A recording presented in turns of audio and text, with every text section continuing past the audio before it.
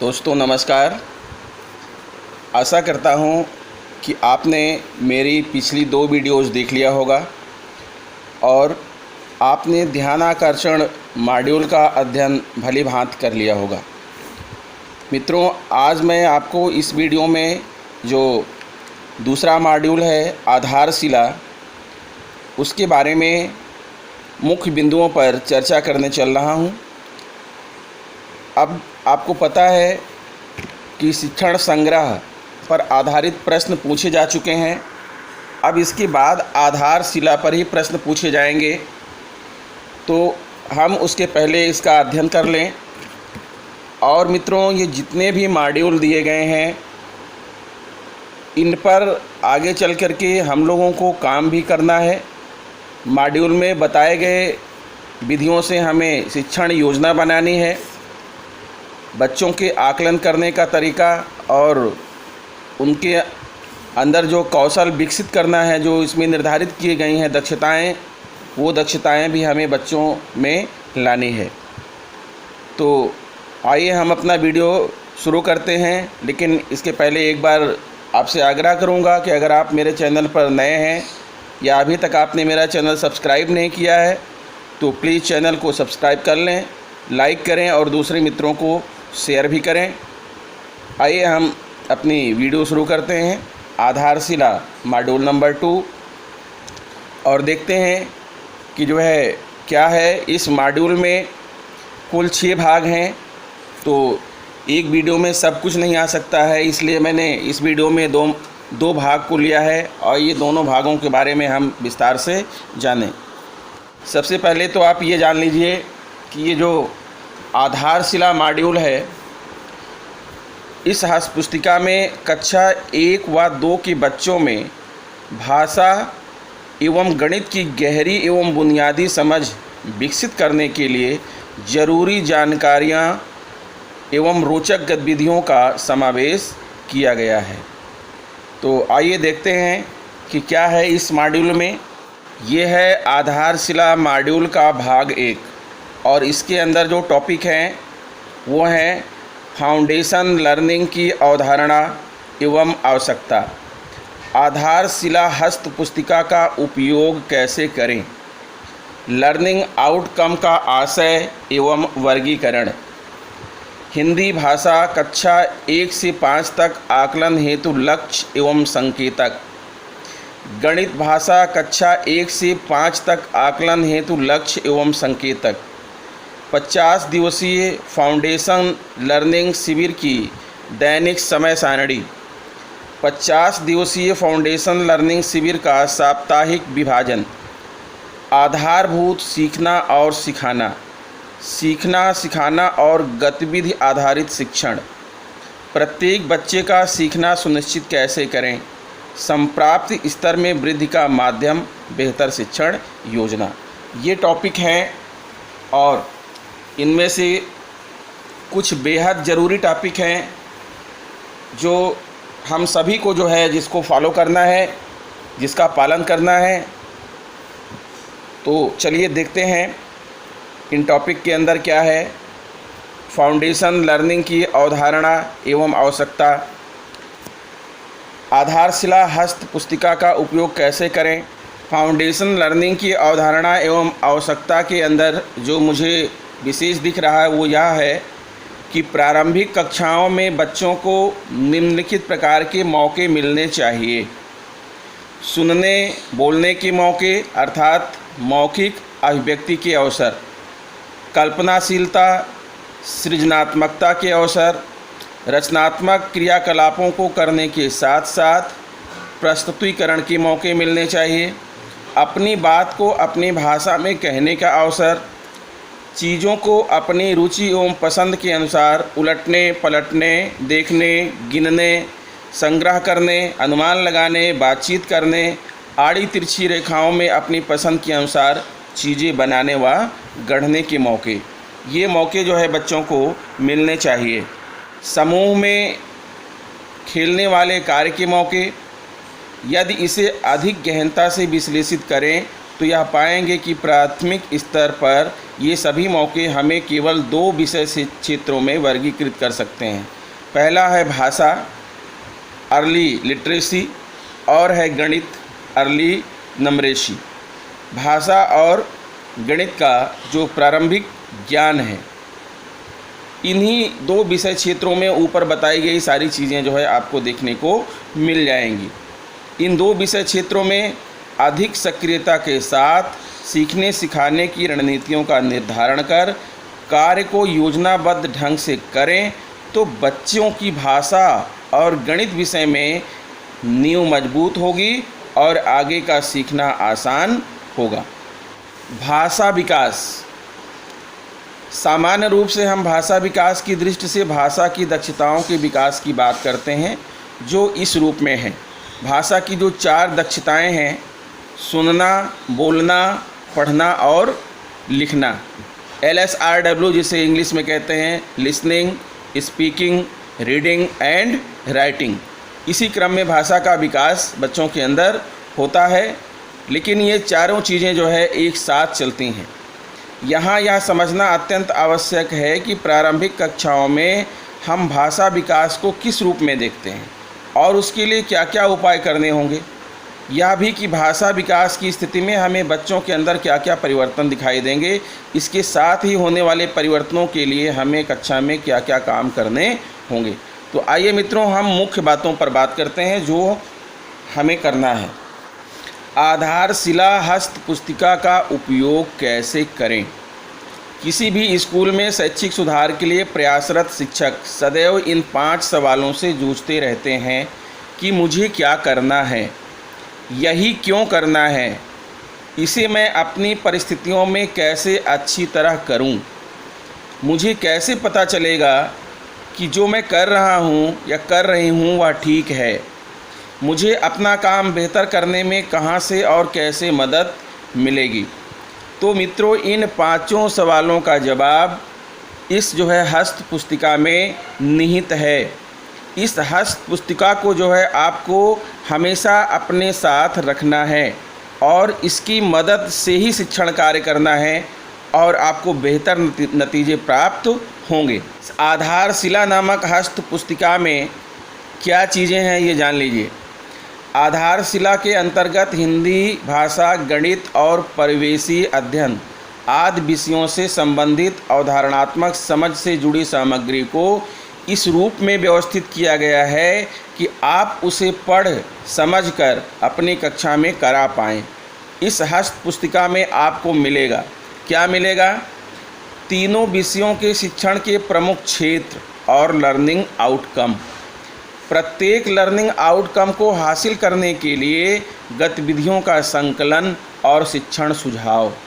Learning outcome और पाठ्य पुस्तक एवं कार्य पुस्तिकाओं के माध्यम से कक्षा शिक्षण से जुड़ी शिक्षण योजना के उदाहरण मिलेंगे। सबसे बड़ी समस्या ये होती है, अध्यापक परेशान होते हैं कि शिक्षण योजना कैसे बनाएं।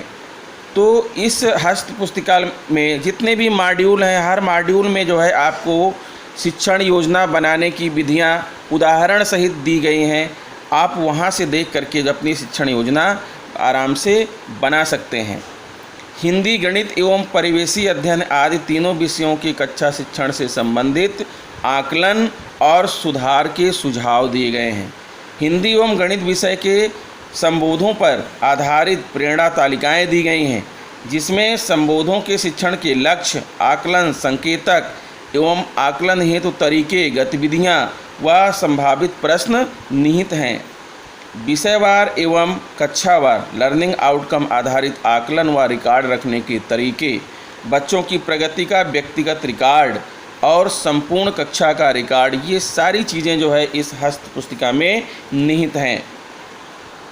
अब बात करते हैं कि इस हस्त पुस्तिका का उपयोग कैसे करें। इस मॉड्यूल का विकास बच्चों में लर्निंग आउटकम की अपेक्षित संप्राप्ति के लिए किया गया है। इसके विकास में कई शिक्षक साथियों के सुझावों को प्रमुखता से स्थान दिया गया है। गतिविधियों के ऐसे उदाहरण दिए गए हैं जो राज्य के अनेक स्कूलों में शिक्षक साथियों द्वारा सफलतापूर्वक कराई जा रही हैं। तो हस्त पुस्तिका के प्रभावी उपयोग के लिए कुछ सुझाव निम्नवत दिए जा रहे हैं।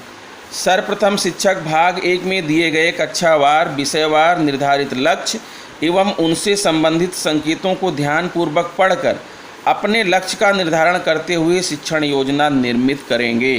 यानी आप ध्यान दे लीजिए कि जो निर्धारित कक्षावार विषयवार निर्धारित लक्ष्य है और संबंधित जो संकेतक हैं उनका ध्यानपूर्वक अध्ययन करना है और आप अपना खुद का लक्ष्य निर्धारण करके शिक्षण योजना बनाएंगे। सत्र के प्रारंभ में माह अप्रैल जुलाई के मध्य 50 दिवसीय फाउंडेशन लर्निंग शिविर की दैनिक समय सारणी के अनुसार शिविर में कक्षा शिक्षण किए जाने से भाषा एवं गणित की दक्षताओं का विकास होगा, जिसके परिणाम स्वरूप बच्चों में शिक्षा की मजबूत आधारशिला यानी नींव विकसित होगी। ठीक है, इसीलिए इस पुस्तक का नाम आधारशिला रखा है कि बच्चों की नींव को मजबूत करना है। 50 दिवसीय फाउंडेशन लर्निंग शिविर का आयोजन कैसे करेंगे, इस पर ध्यान दीजिए। सत्र के प्रारंभ में माह अप्रैल जुलाई की मध्यावधि में कक्षा 1 से 8 तक सभी बच्चों का आरंभिक परीक्षण किया जाएगा। और परीक्षण कैसे किया जाएगा इसके बारे में जो है ध्यानाकर्षण में अच्छे से बताया गया है। इस परीक्षण के आधार पर उन बच्चों को जिन्हें कक्षा 1 व 2 स्तर के लर्निंग आउटकम पर आधारित कक्षा शिक्षण किए जाने की आवश्यकता है के साथ 50 दिवसीय फाउंडेशन लर्निंग शिविर में शिक्षण कार्य किया जाएगा। जैसे जैसे ये बच्चे कक्षा 1, 2 के लर्निंग आउटकम को प्राप्त करते जाएंगे, उन्हें 3, 4, 5 स्तर के 50 दिवसीय ध्यानाकर्षण शिविर में स्थानांतरित किया जाता रहेगा। मित्रों, एक शब्दावली है लर्निंग आउटकम, जिसका प्रयोग बार बार किया जाता है। तो आइए देखते हैं कि लर्निंग आउटकम है क्या। किसी विद्यार्थी के लिए पाठ्यक्रम पाठ्य पुस्तकों में सीखने को दृष्टिगत रखकर जो लक्ष्य अथवा दक्षताएं निर्धारित की जाती हैं तथा जिन्हें ध्यान में रखकर शिक्षकगण अपने दैनिक कक्षा शिक्षण को संपादित करते हैं, साथ ही कक्षा के बाहर अनेक शैक्षिक गतिविधियों को आयोजित करते हैं, उन्हें लर्निंग आउटकम कहते हैं। दूसरे शब्दों में इन्हें अधिगम परिणाम, सीखने का प्रतिफल अथवा अपेक्षित दक्षताएं भी कहते हैं। अध्ययन अध्यापन की दृष्टि से लर्निंग आउटकम को निम्नलिखित श्रेणियों में विभाजित किया गया है। पहला है केंद्रिक लर्निंग आउटकम, व्यापक दृष्टिकोण पर आधारित है। केंद्रिक लर्निंग आउटकम के अंतर्गत नेस्टेड लर्निंग आउटकम, जो सीधे तौर पर शिक्षण प्रक्रियाओं को दिशा देने तथा शिक्षण में सुधार की दृष्टि से विकसित किए गए हैं। और तीसरा है नेस्टेड लर्निंग आउटकम के अंतर्गत उप लर्निंग आउटकम निहित होते हैं, जिनके आधार पर शिक्षक कक्षा शिक्षण करते हैं। तो लर्निंग आउटकम के इस वर्गीकरण को भाषा एवं गणित के निम्नांकित उदाहरणों से स्पष्ट रूप से समझा जा सकता है। जैसे भाषा के बारे में दिया है, केंद्रिक लर्निंग आउटकम का एक उदाहरण सुनना। बच्चे मुखर हैं, वे सुनकर समझते हैं, अपनी अभिव्यक्ति के लिए मौखिक विधाओं का प्रयोग करते हैं, खुले प्रश्नों क्या, क्यों, कैसे आधारित प्रश्नों के उत्तर देते हैं। यानी ये हमें निर्धारित करना है आउटकम कि ये बच्चों के अंदर विकसित हो। फिर सबसे प्रमुख बात यहाँ है मित्रों, लक्ष्य एवं आकलन संकेतक। कक्षा 1, 2 भाषा सुनना कौशल पर देखिए, ये लक्ष्य रखा गया है। सभी बच्चों में सुनकर समझने का कौशल विकसित करना, ये लक्ष्य है। और ये लक्ष्य प्राप्त हो गया, ये हमें कैसे पता चलेगा? जब हम आकलन संकेतक इंडिकेटर रखेंगे, उनका आकलन करेंगे और आकलन से हमें प्रतिफल मिलेगा, तब हम समझ लेंगे कि बच्चों में सुनकर समझने का कौशल विकसित हो गया है। तो क्या संकेतक हैं उसके? बच्चे समान एवं असमान ध्वनियों को पहचान लेते हैं एवं उसमें अंतर कर लेते हैं। जैसे घंटी की आवाज़, ढोल की आवाज़। यानी घंटी की आवाज़ आप बजाइए, ढोल की आवाज़ बजाइए, अगर बच्चा अलग अलग आवाज़ को पहचान ले रहा है या पक्षियों की अलग अलग आवाज़ को पहचान ले रहा है, जानवरों की अलग अलग आवाज़ को पहचान ले रहा है, तो इसका मतलब यह है कि बच्चे में सुनकर समझने का कौशल विकसित हो चुका है। बच्चे सुनकर समान ध्वनि वाले शब्दों को पहचान लेते हैं, जैसे तन, मन, धन, बन। ये बच्चे शब्दों को सुनकर शब्दांशों को अलग अलग कर लेते हैं, जैसे माँ, ला, घ, र। बच्चे ध्वनियों को सुनकर वर्णों को अलग अलग कर लेते हैं, जैसे माँ, ला, बड़ा, माँ बड़ा की मात्रा, ला बड़ा की मात्रा। अगर ये काम बच्चे कर ले रहे हैं तो इसका मतलब ये है कि उनके अंदर सुनकर समझने का कौशल विकसित हो गया है। तो ऐसे ही जो है बहुत ढेर सारे कौशल यहाँ लक्ष्य और संकेतक दिए गए हैं मित्रों। आप उस मॉड्यूल का अध्ययन करिएगा तो आपको लक्ष्य और संकेतक समझ में आ जाएगा, और इन्हीं लक्ष्यों और संकेतकों के माध्यम से आगे चल कर के आपको पाठ योजना बनानी है और शिक्षण कार्य भी करना है। अब इस पर ध्यान दीजिए, ये है फाउंडेशन लर्निंग शिविर दैनिक समय सारणी कक्षा 1-2 की सम्मिलित कक्षा के लिए ये समय सारणी दी गई है, जिसमें सुनना, बोलना, पढ़ना, लिखना ये पहले 90 मिनट पर है। तो इस समय सारणी को आप अवलोकित कर लीजिएगा, मॉड्यूल में देख लीजिएगा। इसी समय सारणी के अनुसार 50 दिवसीय फाउंडेशन शिविर का आयोजन आपको करना है। फिर उसके बाद फाउंडेशन लर्निंग शिविर की साप्ताहिक कार्य योजना भी बना करके दी गई है कि पहले सप्ताह में क्या करना है, दूसरे सप्ताह में क्या करना है, तीसरे सप्ताह में क्या करना है। तो जैसे इसमें प्रथम सप्ताह में दिया है कक्षा शिक्षण के लिए चयनित लर्निंग आउटकम विषय वस्तु। पहले सप्ताह में यह बच्चे सुनकर आवश्यक अनुक्रिया देते हैं, परिचित वस्तुओं व चित्रों के नाम बता लेते हैं, चित्र आधारित एक शब्द के उत्तर वाले प्रश्नों पर मौखिक उत्तर दे लेते हैं, किताब को सही तरीके से पकड़ लेते हैं। ये लर्निंग आउटकम है।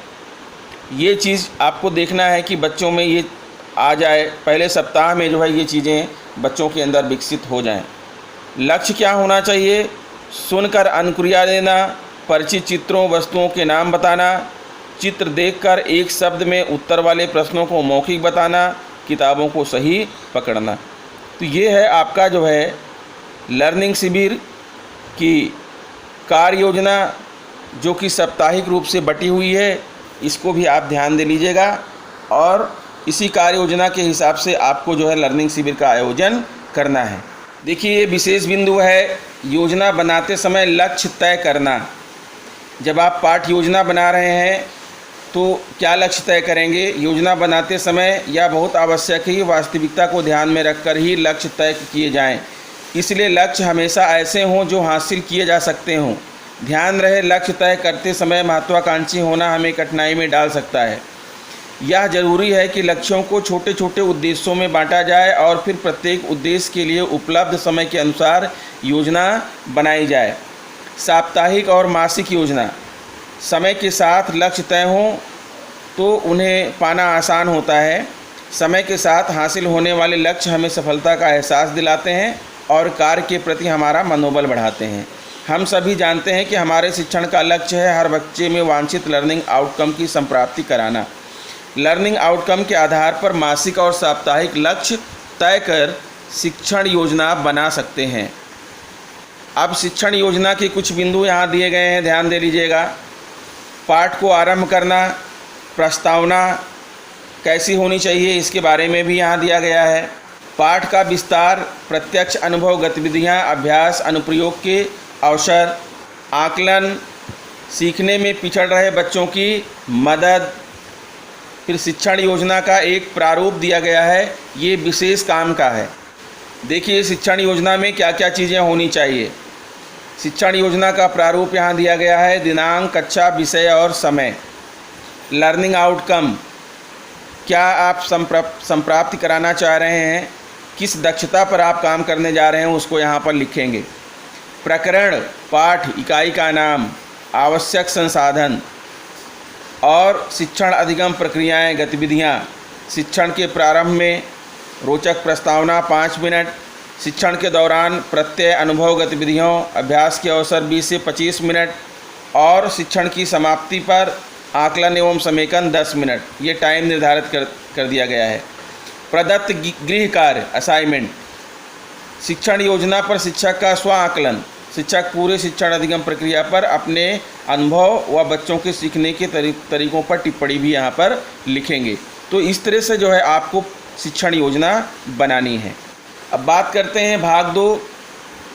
भाग 2 में है आरंभिक स्तर पर भाषा विकास, हिंदी भाषा क्या क्यों कैसे, भाषा शिक्षण के लक्ष्य, लर्निंग आउटकम आधारित शिक्षण योजना, हिंदी भाषा सुनना और बोलना, हिंदी भाषा पढ़ना और लिखना, हिंदी भाषा संरचना एवं व्याकरण, कल्पना एवं सृजनात्मकता।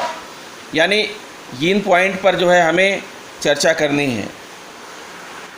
देखिए, आरंभिक स्तर पर भाषा का विकास, भाषा क्या क्यों, तो इसमें भाषा दो लोगों के बीच माध्यम का काम करती है, यह सभी को पता है। यह स्वयं को व्यक्त करने और दूसरों को समझने का माध्यम भी है। भाषा का संबंध भाव और विचारों से होता है। ये सारी चीज़ें यहाँ पर हैं, आप इनको देख लीजिएगा, इनको आप पढ़ लीजिएगा।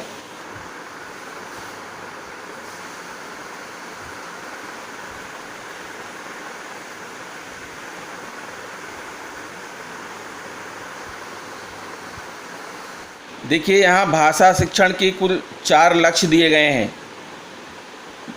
वो लक्ष्य हैं, बच्चे मुखर हैं, वह सुनकर समझते हैं, अभिव्यक्ति के लिए मौखिक विधाओं का प्रयोग करते हैं और खुले प्रश्नों क्यों कैसे अगर आधारित सवाल का उत्तर देते हैं। बच्चे रुचि से विविध विधाओं की सामग्री पढ़ते हैं और उस पर आधारित जानकारी, तर्क व कल्पना आधारित प्रश्नों के उत्तर मौखिक व लिखित रूप में देते हैं। बच्चे स्वयं के भाषा उपयोग में त्रुटियां निकालकर सुधार सकते हैं और मौखिक व लिखित संदर्भों में भाषा का उपयुक्त उपयोग कर पाते हैं। बच्चे अनुभवों, भावनाओं एवं कल्पनाओं को मौखिक या लिखित अभिव्यक्ति में रूप दे पाते हैं। यानी ये चारों जो कौशल हैं, ये हमें बच्चों के अंदर विकसित करना है। इसी मॉड्यूल में कक्षावार लर्निंग आउटकम भी दिया हुआ है। इसको भी जो है आप देख करके समझ सकते हैं कि किस कक्षा का क्या लर्निंग आउटकम होना चाहिए। कक्षा 1 और इधर कक्षा 2 दोनों का लर्निंग आउटकम दिया हुआ है। इस मॉड्यूल में लर्निंग आउटकम आधारित शिक्षण योजना के उदाहरण भी दिए गए हैं। ठीक है, जैसे आपके सामने एक यहाँ दिख रहा है, कक्षा 1 पाठ 8 रसोई। लर्निंग आउटकम क्या है? कई प्रकार की रंगीन प्रिंट सामग्री के प्रति आकर्षित होता है, चित्र देखकर पहचान करता है व चित्र के बारे में बताता है, चित्र में क्या क्या है, किसका है, उसमें दिखाए रंग आदि को बताता है। ये लर्निंग आउटकम है। ये बच्चे गतिविधि के बाद बच्चे के अंदर से जो है ये सारी चीज़ें आनी चाहिए, बच्चा ये काम करने में एबल हो जाना चाहिए। और गतिविधियाँ और क्रियाकलाप भी दिया गया है, समय दिया गया है, बैठक व्यवस्था दी गई है, पूरा उदाहरण दिया गया है। इसमें आप बहुत सारी ऐसी योजनाएं दी गई हैं, आप इसका अध्ययन कर लीजिएगा। इस मॉड्यूल में प्रेरणा तालिका में जो लक्ष्य, जो दक्षताएं लिखी हुई हैं वो भी यहाँ पर हैं। दक्षता लक्ष्य जो है सुनना बोलना, आकलन संकेतक क्या है, बच्चा अपने आसपास की ध्वनियों को सुनकर अंतर कर लेता है, सुनी गई बात पर सटीक अनुक्रिया देता है। आकलन हेतु संभावित तरीके या प्रश्न क्या होने चाहिए, ये भी दिए गए हैं। बच्चों को विभिन्न ध्वनियाँ सुनाकर उनके बारे में पूछें, जैसे घंटी की आवाज़, ताली की आवाज़, कोयल की आवाज़, बकरी की आवाज़ आदि आदि। तो यहाँ प्रेरणा तालिका में जो कुछ कहा गया है, जो लक्ष्य निर्धारित किया गया है, उसका यहाँ पर आपके उदाहरण दिया गया है कि आप कैसे क्या आकलन संकेतक बनाएंगे और आकलन हेतु संभावित तरीके क्या क्या हैं। तो मित्रों, यह मॉड्यूल हमारे लिए बहुत ही उपयोगी है और यह हमारे शिक्षण में 4 चांद लगा देगा। अगर आप इसका सही ढंग से अध्ययन कर लेते हैं और अध्ययन करने के पश्चात इसमें जो तरीके बताए गए हैं अगर आप उनका उपयोग करते हैं तो निश्चित रूप से जो है बच्चों के अंदर लर्निंग आउटकम आएगा और हम अपने जो है लक्ष्य को प्राप्त करने में सफल होंगे। इसको आप जो है बहुत ही ध्यान से पढ़ लीजिएगा और इसमें बताए गए तरीक़ों से जो है आपको अपनी पाठ योजना तैयार करनी है, शिक्षण योजना तैयार करनी है। तो आशा करता हूँ मित्रों आपको मेरा वीडियो पसंद आएगा। इस वीडियो में इतना ही। बाकी जो भाग हैं उसकी व्याख्या मैं आपको नेक्स्ट वीडियो में बताऊंगा। तब तक आप इंतज़ार करें। नमस्कार।